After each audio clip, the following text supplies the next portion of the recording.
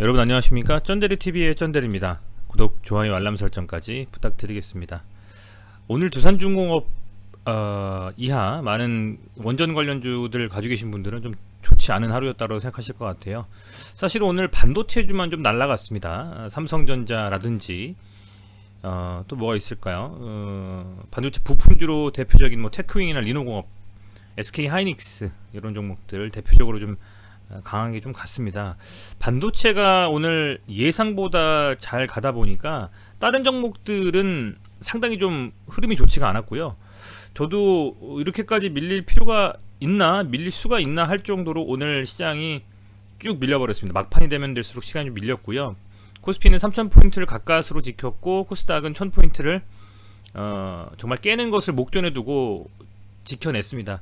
오늘 뭐 낸드, 반도체 대표주 생산 관련한 그리고 재료, 부품, 장비주 해서 오늘 하루는 반도체와 관련된 종목들의 향연이었다라고 보시면 될 것 같습니다. 반면에 그동안 좀 강하게 올랐다라고 생각했던 종목들, 뭐 원전 관련주는 당연하고요. 제가 유심히 좀 봤었던 종목들 중에서는 위메이드 같은 게임 관련주도 그렇고, 또 워낙에 뭐 많이 빠졌습니다만 단기적으로 상당히 좀 강하게 급등했던 종목들 위주로 상당히 좀 큰 조정을 받았습니다. 그래서 오늘 흐름 자체가 그렇게 좋지 못했고, 전체 종목들 중에서 코스피나 코스닥 모두 하락이 좀 압도적으로 많은, 코스피는 209종목 상승에 661종목이 하락을 했고요. 코스닥은 470종목 상승에 하락이 888종목 될 정도로 그만큼 하락 중에 많은 비중이 있었던 하루였다라고 좀 생각이 들고 그렇게 좀 말씀을 드리고 싶습니다.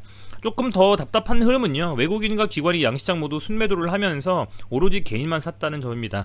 그런 점들이 조금은 조심스럽다라는 좀 말씀을 드리겠고, 어쨌든 뭐 그런 상황 속에서도 이 미국 시장은 지금 사실은 날아가고 있단 말이죠. 미국 시장은 잘 가는 데 반해서 우리 시장이 디커플링 하면서 반대 흐름을 좀 보이고 있는데요. 이런 디커플링이 언제까지 좀 계속 될지 유심히 좀 지켜봐야 될 상황이다라고 말씀을 드리고 싶습니다. 현재 시각으로 저 영상을 찍는 시간 오후 8시 19분이고요. 유럽 시장은 전체적으로 혼조세를 좀 이루고 있습니다. 몇몇 뭐 네덜란드, 스페인, 이탈리아, 스위스, 포르투갈 정도의 국가들은 상승인데 반해서 다른 국가들은 좀 하락폭이 조금씩 커지고 있어요. 하락폭을 좀 크게 가져가고 있다. 이렇게 좀 말씀을 드리겠고, 뭐 흐름 자체가 상당히 좀 말씀드린 것처럼 좀 불안합니다. 사실은 뭐 코스피가 한번 이렇게 반등 쳐주고 나서 다시 좀 이렇게 이틀 연속 또 밀리면서 또 외국인과 기관이 매도를 쳐버리면서 지금 흐름 자체가 좀 불안하고요. 금요일 또 앞뒀기 때문에 내일 혹시나 더 밀릴까 싶은 생각도 좀 들고, 조금은 시장이 역시 쉽게 전고 돌파할 수 있는 자리를 주는 그런 시장은 분명히 아니다, 이런 좀 생각이 듭니다. 코스닥도 보시면 1000포인트 가까스로 지켰어요. 내일 금요일이기 때문에 과연 좀 지켜낼 수 있을지 저는 조금은 걱정이 좀 됩니다. 그래서 코스피 3000과 코스닥 1000이 내일 깨져버리면 주말 이후에 11월 초 갑작스러운 또 조정 국면에 들어설 수도 있고, 이런 부분이 있어서 가급적이면 계속 말씀을 좀 드리고 있습니다만 현금 보유를 좀 일부분 해주시고, 신용으로 샀던 종목들은 반등 나올 때 조금 물량을 줄여가는, 그래서 리스크를 해지하면서 가는 매매가 분명히 필요하다, 이런 좀 생각을 해봅니다. 네, 여기까지 좀 말씀을 드리고요. 우선은 뭐 그런 상황 속에서 두산중공업에 대해서 말씀을 좀 드려야 되겠죠. 두산중공업은 저는 구간을 섹션을 한 2개 정도로 나누고 싶어요. 뭐 3개까지도 나눌 수 있겠습니다. 우선은 뭐 전고 32,000원, 3만원대 라인이 있을 수가 있겠고요. 그리고 이 조정 국면에 들어와 있어서 22,000, 3,000원에서 27,000원 정도까지 요 라인, 요 정도 라인이 있을 수가 있고요. 그 다음에 하방에서 확실한 좀 지지가 되는 하방 경직성이 나왔던 한 17,000원, 18,000원 구간, 이렇게 세 구간으로 좀 나눌 수가 저는 있을 것 같습니다. 우선 그런데도 불구하고 모르겠습니다. 하방은 어쨌든 18,000원에서 지지가 됐기 때문에 충분히 조정을 좀 받으면서 박스권을 만들었기 때문에 저는 여기에 이번 하락에서 여기까지 2만원을 깨고 뭐 내려간다, 뭐 이런 생각은 저는 들지는 않아요. 요 구간대에서 가급적이면 놀 것이다, 이렇게 흐름을 좀 이어가면서요, 여기처럼. 그런데 항상 이 단기적인 18,000원에서 한 27,000원까지 이렇게 뭐 급등이라고 하긴 좀 뭐하지만 강력하게 좀 상승을 했었던 이 강력한 상승 후에 오늘 이 두산중공업은 보시면 외국인이 순매도를 좀 가져갔어요. 한 62억 정도. 그런데 코스피에서 순매도가 나온 외국인의 순매도가 나온 금액이 한 2,400억 정도 되고 기관은 1,100억. 상대적으로는 기관과 외국인의 이 순매도 비중을 따져보면 제 생각에는 한 6대 4 정도 되는 것 같아요. 3대 2 정도. 그런데 다행히도 그런 시장인데에 반해서는 두산중공업은 지금 기관이 연일 순매수를 하고 있습니다. 금액도 적은 금액이 아니에요. 지금 100억씩 계속 사다가 몇십억 샀다가 100억씩 쭉쭉 밀어 사고 있거든요.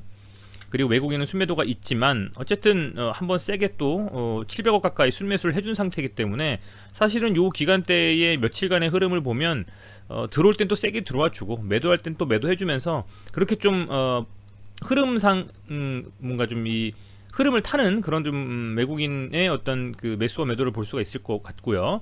다만 개인과 기관은 사실은 뭐 우리가 매매하면서 장중에 프로그램 매수를 통해서 흐름을 파악을 할 수가 있는데 그런 프로그램 매수를 통해서 이제 MTS로 주로 보실 테니까요. 출근하셔서 보시거나 업무하시다가 보시는 분들은. 그런데 오늘도 두산 같은 경우에는 프로그램 매수가 매도로 계속 나왔단 말이죠. 추측을 할 수가 있었습니다. 아, 외국인은 팔고 있구나. 그런데 이제 개인이 사냐 마냐, 기관이 사냐 마냐에 대한 부분이었는데 오늘 장 마감 후에 딱 보니까 기관은 오히려 더 샀고요. 개인도 더 샀고 외국인이 매도를 좀 방어를 잘 해줬습니다. 물론 하락이 많이 됐습니다만 그럼에도 불구하고 이 외국인과 개인과 기관이 좀 순매도로 좀 계속 받아주면서 물량을 점점점 확보하고 있는 상황이다.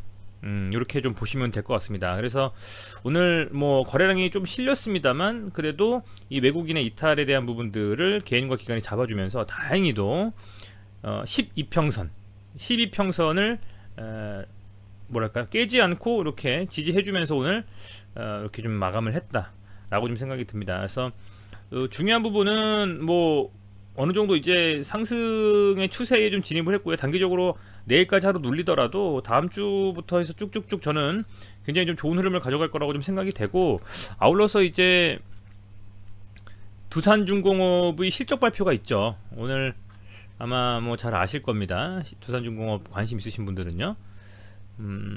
보시면 오늘 공시가 하나 떴어요. 결산 실적 공지 예고가 오늘 어제 나왔습니다. 그죠? 그렇게 해서 보니까 지금 많은 회사들이 이제 실적 공시를 좀 하는데요.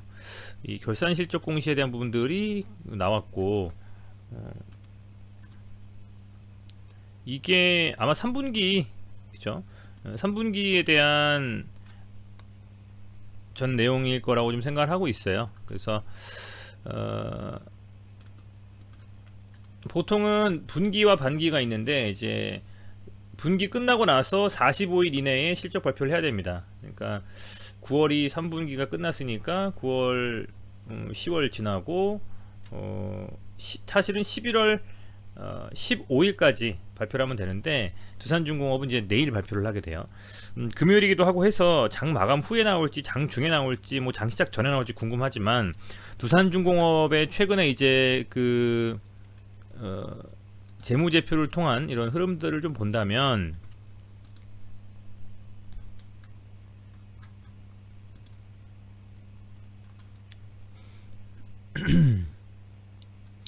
전년 동기 대비해서 그죠? 흑자 전환을 좀 했고요. 그죠?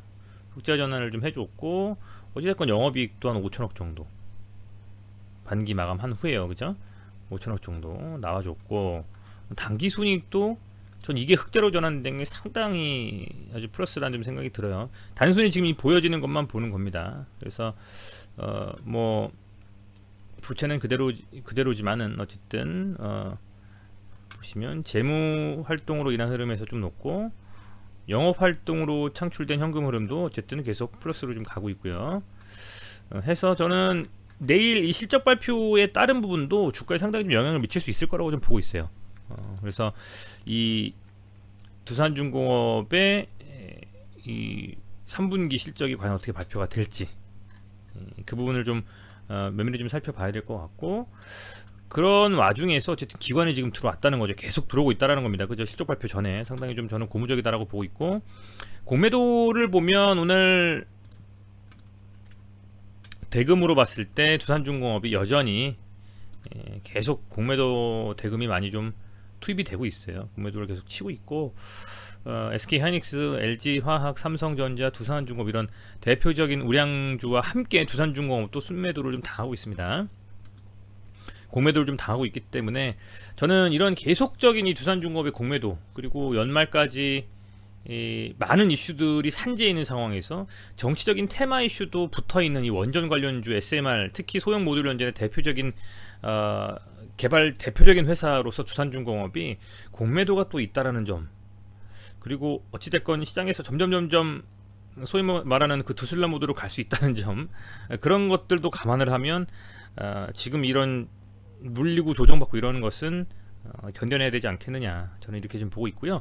상당히 좀 매력적인 것 같습니다. 더군다나 이 재무제표상으로도 두산그룹이 워낙에 힘들었다가 바닥권에서 하방을 잡고 U자형 반등을 만들어내고 있는 상황이고요.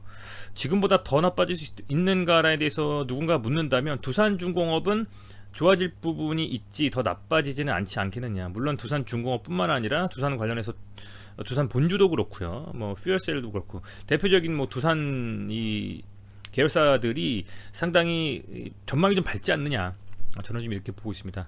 또 정치적인 이슈가 또 결부돼 가지고 탈원전 이슈를 깨면서 원전이 필요하다는 점에 지속적으로 지금 이 소위 말하는 탄소 중립 이 시대에 반드시 필수 불가결한 요소라고 지금 계속 언급이 되고 있거든요. 국내뿐만 아니라 해외에서도요. 아무리 정치적으로 탈원전을 시도하면서 지속적으로 밀고 가려고 하더라도 유수의 학자들과 뭐 관련 업계 분들이 지속적으로 반기를 드는 상황에서는 쉽지 않고, 그래서 지금이 좀 지지부진한 흐름을 이어갈 수도 있더라도 개인적인 생각으로는 두산중공업은 지난번 32,000원대 상승 후 조정 지금 받지 않았습니까? 그리고 다시 한번 들어 올리는데요. 조정이 조금은 길어질 수는 있을지 모르지만 한번 시동을 걸면 쭉쭉쭉 뻗어나갈 수 있는 가능성이 매우 높다, 이렇게 좀 판단하면서 좀 지속적으로 좀 지켜보도록 하겠습니다. 네, 어쨌든 영상 지켜봐 주셔서 감사드리고요. 두산중공업에 대해서 내일 금요일이기도 하고 해서 조금은 밀리지 않을까라는 우려스러움은 좀 있는데요. 다만 그럼에도 불구하고 두산중공업이 내일 좀 실적 발표가 좀 괜찮게 나왔으면 하는 좀 생각이 있습니다. 이제 그 부분들 같이 한번 살펴보시면서요, 보유하신 주주분들은 분명히 좀 좋은 날이 있을 거라고 좀 생각이 되니까 힘내셨으면 좋겠고, 내일도 영상에서 좀 만나 뵙도록 하겠습니다. 네, 시청해주셔서 감사드리고요. 오늘도 고생 많으셨습니다. 내일 화이팅 하시길 바라겠습니다. 감사합니다.